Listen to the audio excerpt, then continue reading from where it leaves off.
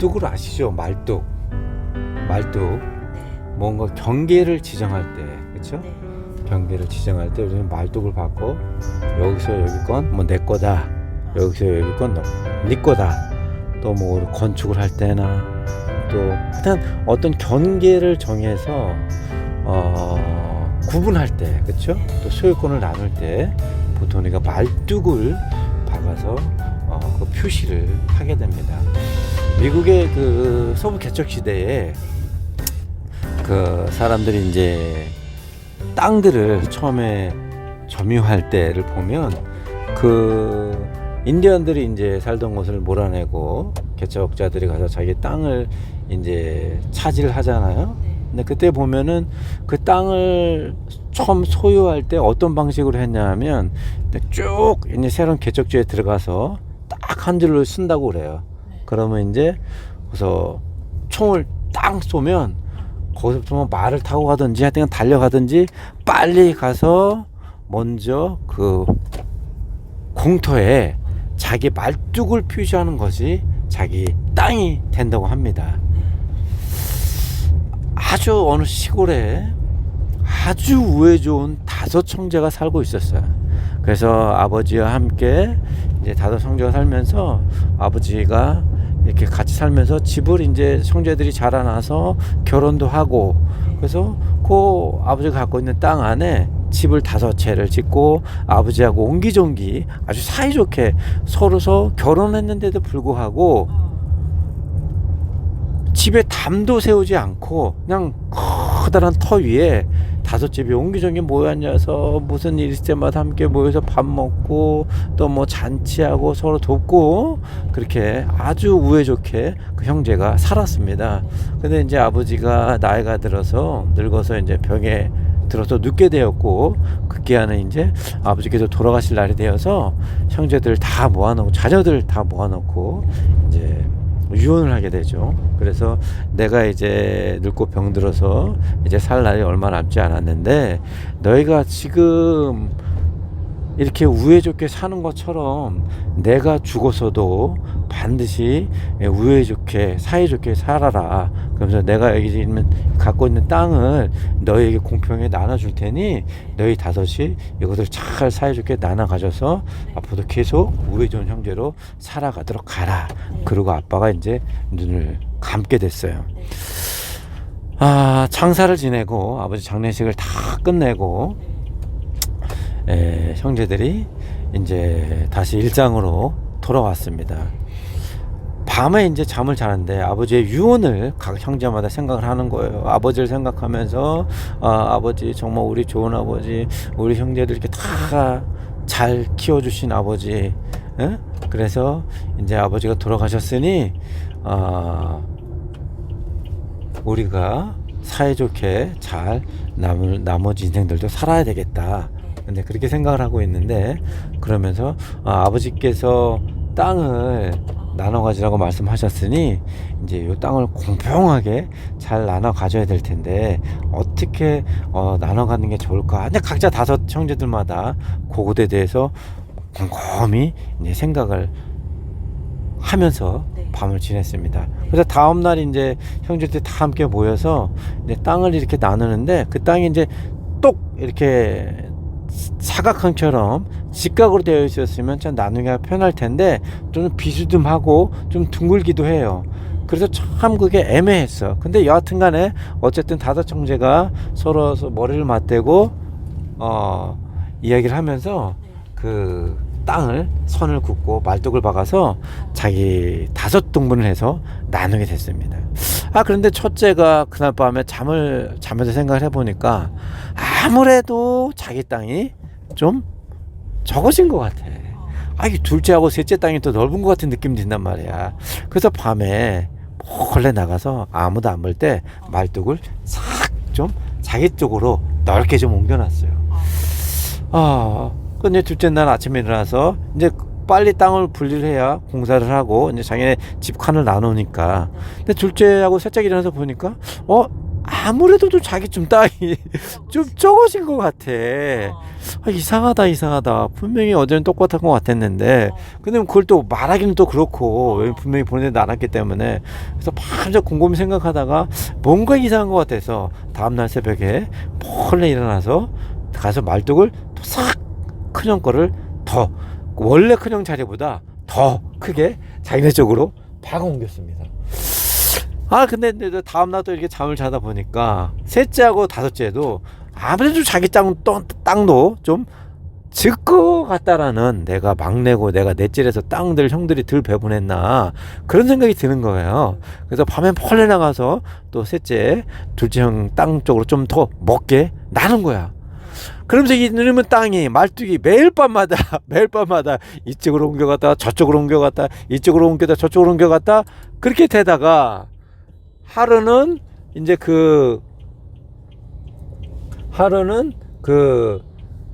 형제들이 나와서 그 말뚝 옮기는 거를 서로 보면 서로 알게 된 거야. 그걸 옮겨서. 그래서 그렇게 사이가 좋던 형제들이 그날부터 쌈박질이 났네. 그런데 그다음부터 쌈박질이 나서 밤마다 나가서 말뚝을 다시 옮기고 그러다 보니까 이제는 자기네 자손들까지 다 불러가지고 못 옮기게 지켜보고, 그러다가 걸리면 싸움이 나고, 그렇게 사이가 좋고 우애해졌던 다섯 형제들이 그러면 땅 때문에 쌈박질이 나서 해결될 기미가 보이질 않는 거예요. 결국에는 한국토지관리공사를 불러가지고 측량하는, 이제 땅 문서를 만들려면 측량을 반드시 해야 되거든요. 그래서 토지공사를 만들어서 아버지께서 말씀하셨던 그 정확한 분량대로 딱 측량 설계사가 와서 딱딱딱딱딱딱 나눠주니까 똑같이 5명이 분배가 되니까 이제 싸우지 않고 땅을 잘 분배했다라는 이야기가 있습니다. 제가 지어낸 이야기지만, 물론 그런데 그러면 여기서 왜 형제들의 말뚝은 효용이 없고 토지관리공사에서 나와서 박아놨던 그 말뚝은 효용이 있었을까요? 왜냐하면 토지공사에서 나와서 박았던 말뚝은 한국토지관리공사로부터 공인받은 측량 설계사가 나와서 정확히 측량을 하고 계측을 해서 말뚝을 박았기 때문에 다섯 형제들도 아무 말 하지 못하고 그것을 받아들일 수밖에 없었던 것입니다. 그래서 그들이 나라에서 정해진 그 토지의 경계선대로 집을 짓고 다시 살아갈 수 있었습니다. 태초에 하나님께서 아담 하와를 만드실 때 이 온 땅을 우리에게 주셨어요. 우리에게 전세를 주셨어. 다 너희들 쓰라고, 영원토록 쓰라고. 갖고 계신 건 하나님이신데, 마치 다섯 형제의 아버지가 갖고 있다가 자녀들에게 유산으로 남겨뒀던 것처럼 하나님께서는 본래 하나님 것이나 우리를 아담과 하와를 만드시면서 우리에게 유산으로 주신 거예요. 그런데 아담과 하와가 죄를 짐을 통해서 그 땅을 누구한테 뺏겨버렸죠? 마귀 사탄에게 뺏겨버렸어. 그래서 우리가 그 땅이 다시 내 땅이라고, 다시 내 것이라고 취하려고 해도 마귀가 우리보다 더 큰 권세와 능력을 갖고 있기 때문에 다시 그 땅이 마귀의 땅이 되는 거예요.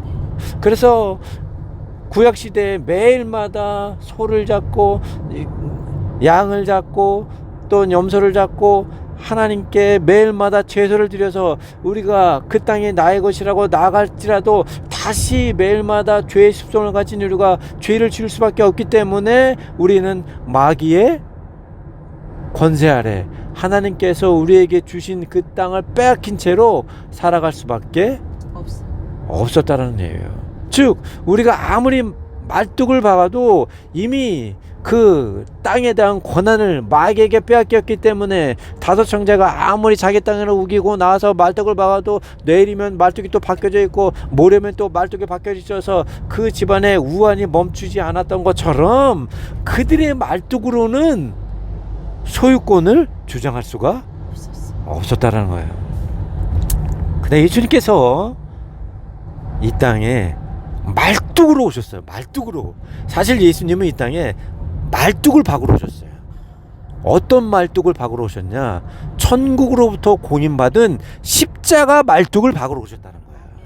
이 땅은 아담과 하와가 죄를 지음 통해서 이 땅이 저주받았죠. 사망이 들어왔습니다. 죽음이 들어왔죠. 질병이 들어왔죠. 그리고 땀 흘려 수고하여 일하지 않으면 먹어 살아갈 수 없는 그런 존재가 되고야 말았다라는 거예요. 그래서 우리는 태어나면서부터 수고하고 일할 수밖에 없는 그런 사람들이 될 수밖에 없었는데, 그래서 우리는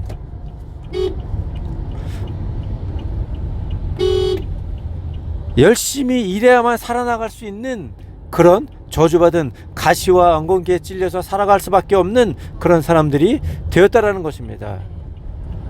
그런데 예수님께서 이 땅에 십자가를 갖고 우리의 땅을 회복시키기 위해서, 즉 천국의 측량 설계사로 오셨어요. 그래서 예수님이 십자가를 박는 그곳은 저주의 땅에서 축복의 땅으로 변하고, 가난의 땅에서 부여의 땅으로 변하며, 질병에서 나음의 땅으로 변하고, 어둠에서 빛으로, 슬픔에서 기쁨으로,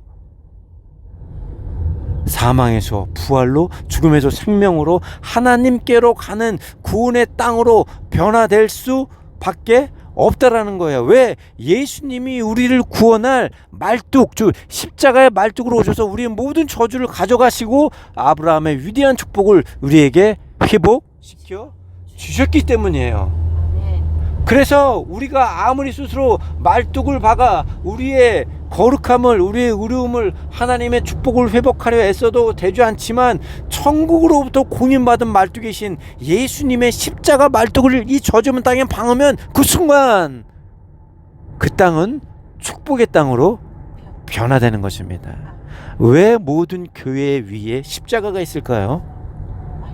그렇죠. 그것은 바로 내 아들 예수를 통해서 이 땅을 저주의 땅에서 축복의 땅, 죽음의 땅에서 생명의 땅, 사망의 땅에서 부활의 땅으로 십자가를 통해서 말뚝을 박았다는 것을 보여주기 위해서 교회 위에 마다 십자가를 세우는 거예요. 아멘. 그래서 우리가 십자가가 아니면, 십자가 말뚝이 아니면 우리는 구원을 받을 수가 없어. 사도행전에 나와 있죠. 이 하나님께서는 예수님 외에 다른 그 어떤 이름을 우리에게 구원으로 주신 바가 없다고. 그래서 예수님이 우리에게 구원을 얻기 위해서 십자가 말뚝으로 오셨는데, 그 십자가 말뚝을 우리에게 박아야만 우리는 구원받을 수 있는 것입니다.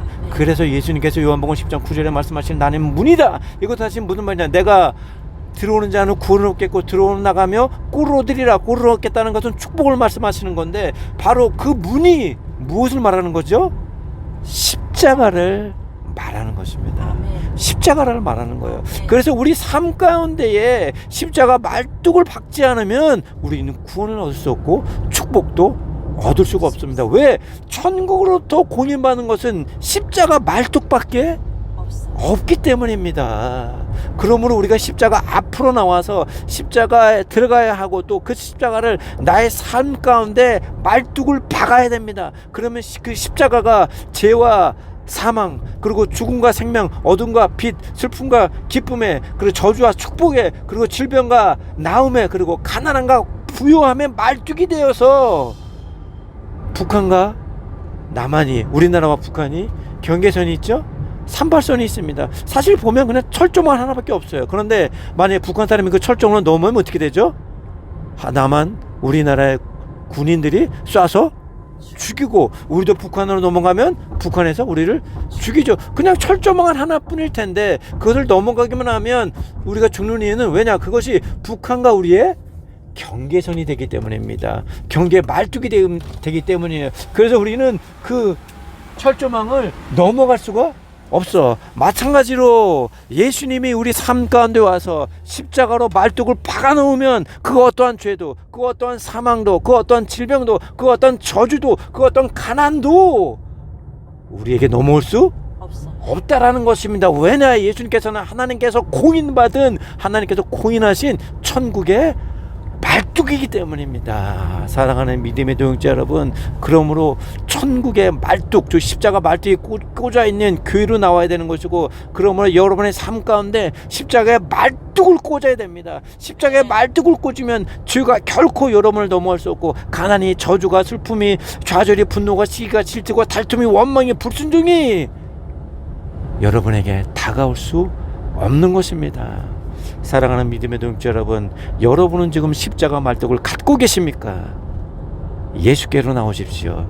예수님이 바로 여러분의 십자가의 말뚝이 되어주실 것입니다. 오늘도 예수님 통해서 십자가의 말뚝을 박는 하루가 되기를 간절히 소망하면서 34 원주민교회 건축비는 다 채워졌고, 이제 35회 원주민교회 건축비를 위해서도 계속 기도해 주시길 바랍니다. 이상 오랜만에 박만혜 선교사가 하나님께 주신 말씀을 전해드렸습니다. 아멘. 아멘.